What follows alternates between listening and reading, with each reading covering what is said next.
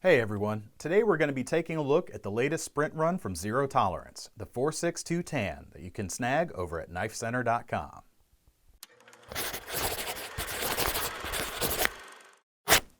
When you think of Zero Tolerance, the terms Overbuilt and American Made instantly come to mind, and not just because it says so on the box.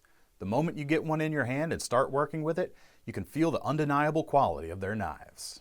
The ZT462 has been a huge hit, taking all the wonderful elements that ZT is known for while adding that unmistakable style from Russian designer Dmitry Sinkevich. The sweeping profile makes a dramatic statement when you pull it out of your pocket, and the 462 Tan Sprint Run takes that sexy design and gives it a new look and feel by changing up some key elements. The first thing you'll notice is that the red carbon fiber front scale has been swapped out for Tan G10, giving the knife better traction in the hand and a more subdued look. The titanium frame features a blackwashed finish that looks great and will help hide scratches, enhancing the rugged aesthetics of the knife. The 3.75-inch blade features a matching blackwash finish and an upswept profile that makes it an excellent slicer. Being made from S35 VN steel, it's going to hold an edge extremely well and keep rust at bay.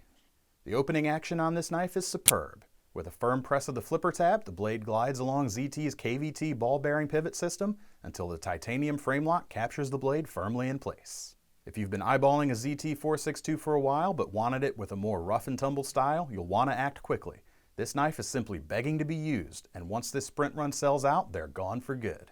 To pick one up for yourself, click the link in the description below, and if you have any questions, feel free to leave them in the comments. Be sure to like and subscribe to keep up with all our knife-related content, and in the meantime, don't forget to visit the original and best online catalog of cutlery at knifecenter.com.